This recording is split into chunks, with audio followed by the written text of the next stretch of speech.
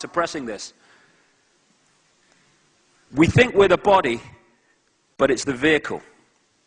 Einstein said, this delusion is a kind of prison for us, restricting us to our personal desires and to affection for a few persons nearest to us. Our task must be to free ourselves from the prison by widening our circle of compassion to embrace all living creatures and the whole of nature in its beauty. In other words, once we lose the idea that we are individual little me and realize we are all that is, we start to connect again with all that is and not just with a few people around us who connect into our sense of individuality and Ethel Jones and Charlie Smith.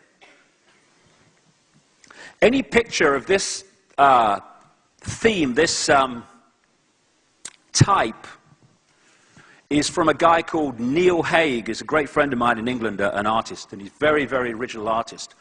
And he has this unbelievable ability to not quite read my mind, because I do explain what I want and what I'd like him to portray and stuff, but he has this wonderful ability to then deliver a picture, and I go, crikey, if I was an artist, and I'm shite, I would draw it exactly like that. That's what was in my mind. It's an amazing connection that we seem to have. And this is the difference, a real important difference that I want to make. Okay, again, it's all words and it's how they're defined. I'm going to define the words for this day. Consciousness is the word I'm using for what we really are. All that is, has been, ever will be. And consciousness has an experience within this reality if it chooses to. However, as I said about we must take on a shell and all that stuff to act with this reality, it's very similar to if you want to go on the internet, you can't just sit there in a chair on an empty desk and go on the internet. You need a conduit, you need an interface through which you can access that collective reality we call the World Wide Web, and it's called a computer.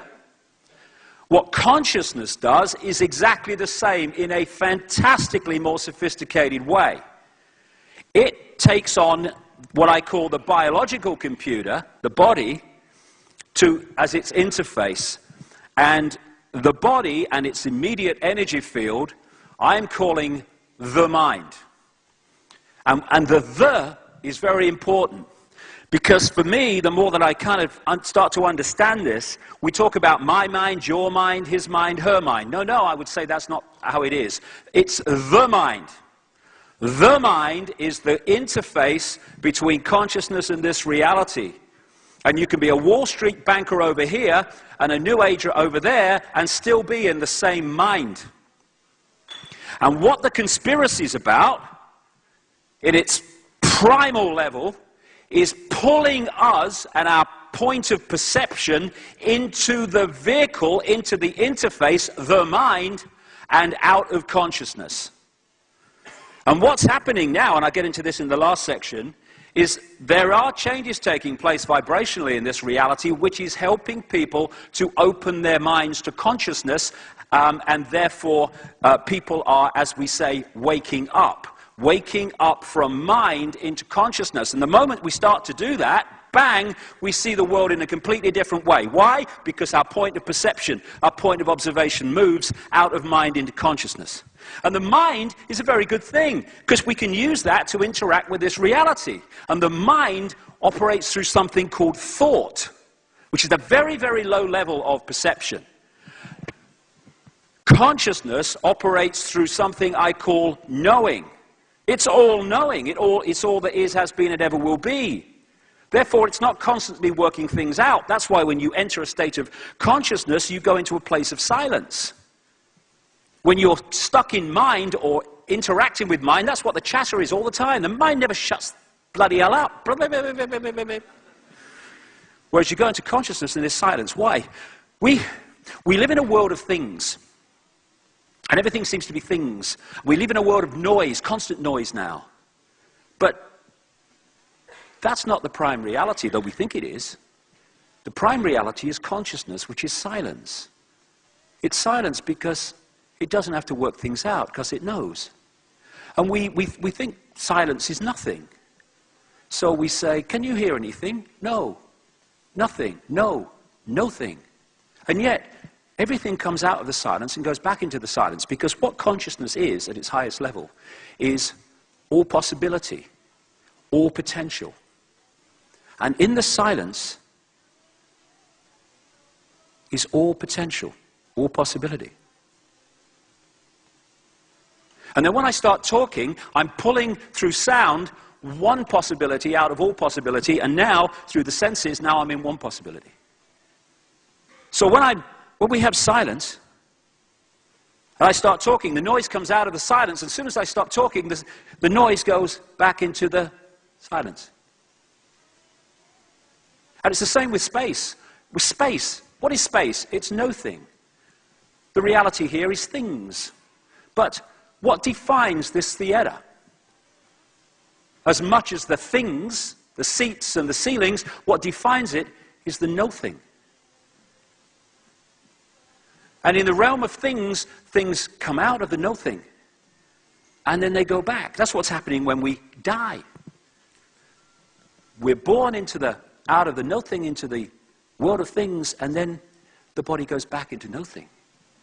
And one of the things that stresses people out, if we could come to terms with it, it would be a lot more helpful, is we're always trying to find stability and permanence in a world of things, when the world of things is, by very definition, totally impermanent. The permanence is the no-thing, the silence, consciousness, which is what we always will be.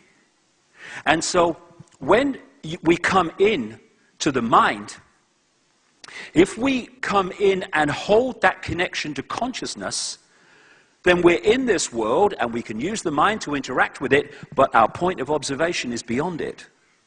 And therefore we see things from this point of view. We become observers rather than caught in it. If we lose contact with consciousness, we come into this reality and we become prisoners of the mind in that eggshell. And now we're in this world and of it. And if we are in that state, we're not getting our inspiration and our knowingness from consciousness and getting a fix on who we are and the nature of reality. So where do we get it from? Through the five senses. And who's controlling that information? Those that control the media, those that control education, those that program one generation, called parents, who then program the next generation thinking they're doing the best for their kids. And so we have this mind-controlled society which is unconscious. Consciousness is like the ocean, the everything. Mind, of course, is a form of consciousness because everything is, but it's a much more concentrated and static and limited form of consciousness that we call mind and thought. And we call it intellect too. It's funny. Well, it's not just funny. It's kind of explains why we live in a society that worships the intellect.